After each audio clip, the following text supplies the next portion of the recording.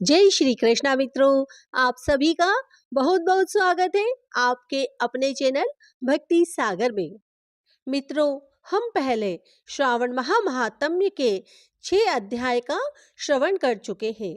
आज हम श्रावण महात्म्य 7वां अध्याय का श्रवण करेंगे। मंगला गौरी व्रत का वर्णन तथा व्रत कथा। शिव जी बोले, हे सनत कुमार, अब मैं अत्युत्तम भौम व्रत का वर्णन करूंगा, जिसके अनुष्ठान करने मात्र से वैधव्य नहीं होता। विवाह होने के पश्चात 5 वर्ष तक यह व्रत करना चाहिए। इसका नाम मंगला गौरी व्रत है। यह पापों का नाश करने वाला है। विवाह के पश्चात प्रथम श्रावण शुक्ल पक्ष में पहले मंगलवार को यह व्रत आरंभ करना चाहिए। केले के खंभों से सुशोभित एक पुष्प मंडल बनाना चाहिए और उसे अनेक प्रकार के फलों तथा रेशमी वस्त्रों से सजाना चाहिए। उस मंडप में अपने सामर्थ्य के अनुसार देवी की स्वर्णमयी अथवा अन्य धातु की बनी प्रतिमा स्थापित करना चाहिए। उस प्रतिमा को 16 उपचारों से, 16 दुर्वा दलों से, 16 चावलों से तथा 16 चने की दालों से मंगला गौरी नामक देवी की पूजा करनी चाहिए और 16 बत्तियों से 16 दीपक जलाने चाहिए। दही तथा भात का नैवेद्य भक्ति पूर्वक अर्पित करना चाहिए। देवी के पास ही पत्थर का सील तथा लोड़ा स्थापित करना चाहिए। 5 वर्ष तक इस प्रकार करने के पश्चात उद्यापन करना चाहिए। माता को वायन प्रदान करना चाहिए, जिसकी विधि आप सुनिए। अपने सामर्थ्य अनुसार एक पल प्रमाण सुवर्ण की अथवा उसके आधे प्रमाण की अथवा उसके भी आधे प्रमाण की मंगला गौरी की प्रतिमा निर्मित करानी चाहिए। अपनी शक्ति के अनुसार स्वर्ण आदि से बने तंडुल पूरित पात्र पर वस्त्र तथा रमणीय कंचू की ओढ़नी रखकर उन दोनों के ऊपर देवी की प्रतिमा स्थापित करनी चाहिए। पास में चांदी से निर्मित सील तथा लोड़ा रखकर माता को वायन प्रदान करना चाहिए। इसके बाद 16 सुवासिनियों को प्रयत्न पूर्वक भोजन कराना चाहिए।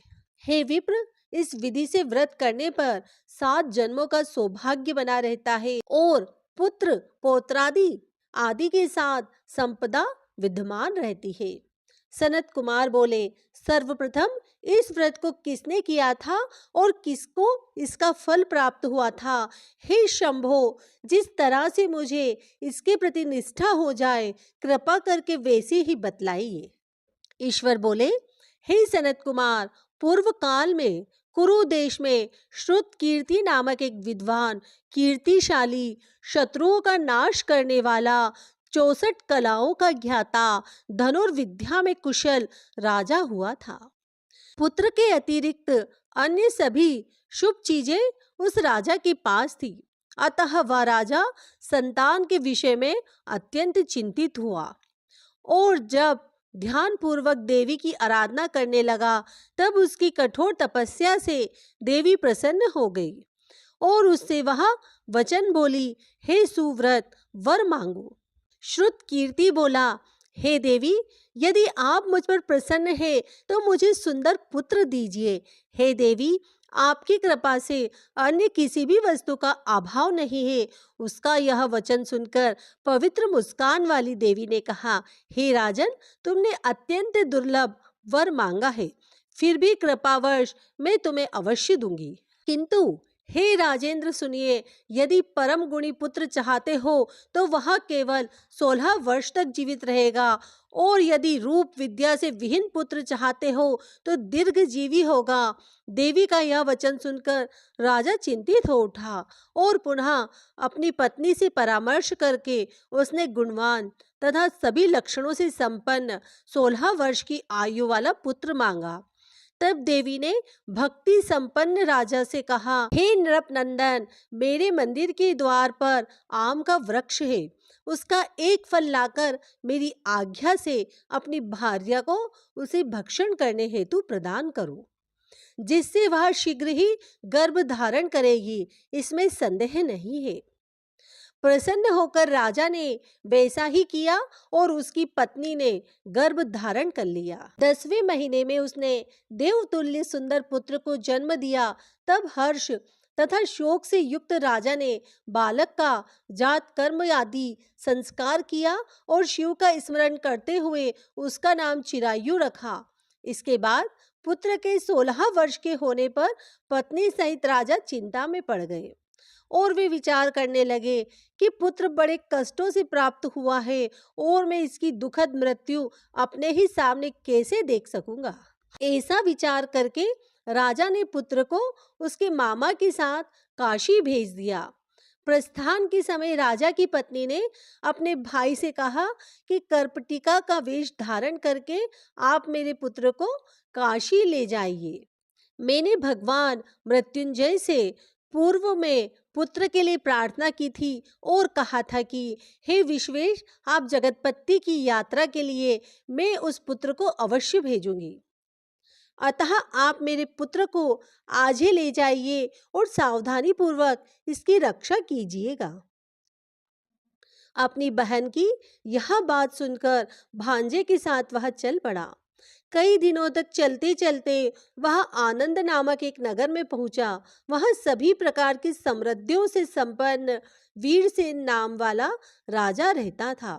उस राजा की एक सर्वलक्षण संपन्न युवावस्था प्राप्त मनोहर तथा रूप लावण्यमयी मंगला गौरी नामक कन्या थी। सभी उपमानों को तुच्छ करके सौंदर्य अभिवृद्धि को प्राप्त कर वह कन्या किसी सखियों के साथ नगर के उपवन में क्रीड़ा करने के लिए गई हुई थी। उसी समय वहां चिरायु तथा उसके मामा भी वहां पहुंच जाते हैं और उन कन्याओं को देखने की लालसा से वहीं विश्राम करने लगते हैं। इसी बीच विनोद पूर्वक क्रीड़ा करती हुई उन कन्याओं में से किसी एक ने कुपित होकर राजकुमारी को रांडा यह कुवचन कह दिया। तब उस अशुभ वचन को सुनकर राजकुमारी ने कहा, तुम अनुचित बात क्यों बोल रही हो? मेरे कुल में तो इस प्रकार की कोई नहीं है। मंगला गौरी की कृपा से तथा उनके व्रत के प्रभाव से विवाह के समय जिसके सर पर मेरे हाथ से अक्षत पड़ेंगे, हे सखी, वह यदि अल्प आयु वाला होगा तो भी चिरंजीव हो जाएगा। इसके बाद वह सभी कन्याएं अपने अपने घर चली गई। उसी दिन राजकुमारी का विवाह था। बाहरी देश के दृढ़ धर्मा नामक राजा के सुकेतु नाम वाले पुत्र के साथ उसका विवाह निश्चित किया गया था। वह सुकेतु विद्याहीन, कुरूप तथा बहरा था। तब सुकेतु के साथ आए हुए उन लोगों ने विचार किया कि इस समय कोई दूसरा श्रेष्ठ वर ले जाना चाहिए और विवाह संपन्न हो जाने के बाद वह सुकेतु पहुंच जाए। उन लोगों ने चिरायु के मामा के पास जाकर याचना की कि आप इस बालक को हमें दे दीजिए, जिससे हमारा कार्य सिद्ध हो जाए। इस पृथ्वी पर परोपकार के समान कोई दूसरा धर्म नहीं है। उनकी बात सुनकर चिरायु का मामा मन ही मन बहुत प्रसन्न हुआ, क्योंकि इसने उपवन में पहले ही कन्या मंगला गौरी की बात सुन ली थी। फिर भी वह उनसे एक बार कहा कि आप लोग इसे किस लिए मांग रहे हैं? कार्य की सिद्धि हेतु वस्त्र, अलंकार आदि मांगे जाते हैं, वर तो कहीं भी नहीं मांगा जाता। तथापि आप लोगों का सम्मान रखने के लिए मैं इसे दे रहा हूं। इसके बाद चिरायु को वहां से ले जाकर उन लोगों ने विवाह संपन्न कराया। सप्तपदी आदि के हो जाने पर रात्रि में शिव पार्वती की प्रतिमा के समक्ष उस चिरायु ने हर्ष युक्त होकर मंगला गौरी के साथ शयन किया। उसी दिन चिरायु के 16 वर्ष पूर्ण हो चुके थे और अर्धरात्रि में साक्षात काल सर्प रूप में वहां आ गया। इसी बीच संयोगवश राजकुमारी जाग गई। उसने उस महासर्प को वहां देखा और वह भय से व्याकुल होकर कांपने लगी।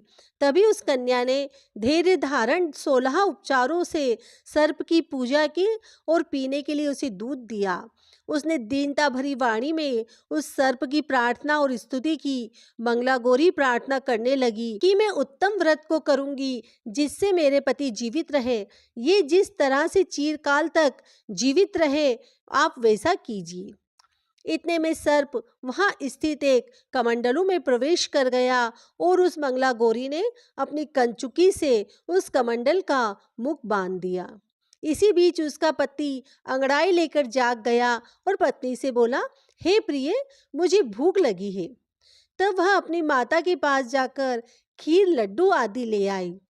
उसके द्वारा दिए भोज्य पदार्थ को उसने प्रसन्न मन होकर खाया। भोजन के पश्चात हाथ धोते समय उसके हाथ से अंगूठी गिर पड़ी। तांबुल खाकर वह पुनः सो गया। इसके बाद मंगला गौरी कमंडलू को फेंकने के लिए जाने लगी। विधि की कैसी गति है कि उस कमंडलू में से बाहर की ओर जगमग करती हुई हार कांति को देखकर वहां आश्चर्यचकित हो गई। घट में स्थित उस हार को उसने अपने कंठ में धारण कर लिया। इसके बाद कुछ रात शेष रहते ही चिरायु का मामा आकर उसे ले गया। इसके बाद वर पक्ष के लोग सुकेतु को वहां ले आए। उसे देख मंगला गौरी ने कहा, यह मेरा पति नहीं है। तब उन सभी ने उससे कहा, हे शुभे, तुम यहाँ क्या बोल रही हो? यहाँ तुम्हारा कोई परिचायक हो तो उसे हम लोगों को बताओ। मंगला गौरी बोली, जिसने रात्रि में 9 रत्नों से बानी अंगूठी दी है, उसकी अंगुली में इसे डालकर परिचायक निशानी देख ले। मेरे पति ने रात्रि में मुझे जो हार दिया था, उसके रत्नों का समुदाय कैसा है, इस बात को यह बताए। यह तो कोई अन्य ही है। इसके अतिरिक्त रात्रि में आम सींचते समय उनका पैर कुमकुम से लिप्त हो गया था, वह मेरी जांघ पर अब भी विद्यमान है। उसे आप लोग शीघ्र देख ले। साथ ही रात में परस्पर भाषण तथा भोजन आदि जो कुछ किया गया था, उसे भी यह बता दे, तब वह निश्चय ही मेरा पति है। इस प्रकार उसका वचन सुनकर सभी ठीक है कहने लगे। किंतु जब एक भी बात न मिली, तब सभी ने सकेतु को उसका पति होने से निश्चित कर दिया और वर पक्ष वाले जिस तरह से आए थे उसी तरह से चले गए। उसके बाद अपने वंश को बढ़ाने वाले महान यश से संपन्न परम मनस्वी मंगला गौरी के पिता ने अन्नपान आदि का सत्र चलाया। उन्होंने वर पक्ष का वृतांत कानों कान सुन लिया और स्वरूप से कुरूप होने के कारण लोगों के द्वारा किसी अन्य को वर के रूप में आदर पूर्वक लाया गया था। तब उन्होंने अपनी कन्या को पर्दे के पीछे बिठा दिया। उसके बाद 1 वर्ष बीतने पर यात्रा करके चिरायु अपने मामा के साथ यह देखने आया कि विवाह के बाद वहां क्या हुआ। तब उसे गवाक्ष के भीतर से देखकर वह मंगला गौरी अत्यंत प्रसन्न हुई और माता पिता से बोली कि मेरे पति आ गए हैं। राजा ने अपने सुसज्जनों को बुलाकर पूर्व में कहे गए सभी परिचयों की निशानी को देखकर मंद मुस्कान वाली अपनी कन्या चिरायु को सौंप दी। राजा ने शिष्ट जनों को साथ लेकर विवाह का उत्सव कराया। इसके बाद राजा वीरसेन ने वस्त्र, आभूषण आदि, सेना, घोड़े, रथ और अन्य भी बहुत सी सामग्रियां देकर उन्हें विदा किया। उसके बाद कुल को आनंदित करने वाला वह चिरायु पत्नी तथा मामा को साथ लेकर सेना के साथ अपने नगर पहुंचा। लोगों के मुख से उसे आया हुआ सुनकर उसके माता पिता को विश्वास नहीं हुआ। उन्होंने सोचा कि प्रारब्ध अन्यथा कैसे हो सकता है। इतने में वह अपने माता पिता के पास आ गया और स्नेह से परिपूर्ण वह चिरायु भक्ति पूर्वक उनके चरणों में गिर पड़ा। तब अपने पुत्र का मस्तक सूंघकर उन दोनों ने परम आनंद प्राप्त किया। पुत्र वधू मंगला गौरी ने भी सास ससुर को प्रणाम किया और सास उसे अपनी गोद में बिठाकर सारा वृतांत शीघ्रता पूर्वक पूछने लगी। हे महामुने, तब पुत्र वधू ने भी मंगला गौरी के उत्तम व्रत, महात्म्य तथा जो कुछ घटित हुआ वह सब वृतांत बताया। हे सनत कुमार, मैंने आपसे इस मंगला गौरी व्रत का वर्णन कर दिया है। जो कोई भी इसका श्रवण करता है अथवा जो इसे कहता है, उसके सभी मनोरथ पूर्ण हो जाते हैं, इसमें कोई संदेह नहीं है। सूत जी बोले, हे ऋषियों, इस प्रकार शिवजी ने सनत कुमार को यह मंगला गौरी व्रत बताया और उन्होंने सभी कार्यों को पूर्ण करने वाले इस व्रत को सुनकर महान आनंद प्राप्त किया। इस प्रकार श्री स्कंद पुराण के अंतर्गत ईश्वर सनत कुमार संवाद में श्रावण महात्म्य में मंगलागौरी व्रत कथन नामक 7वां अध्याय पूर्ण हुआ। श्रावण मास महात्म्य को नित्य सुनने के लिए आप हमारे साथ निरंतर बने रहिए। श्रावण मास महात्म्य का लाभ लीजिए। धन्यवाद।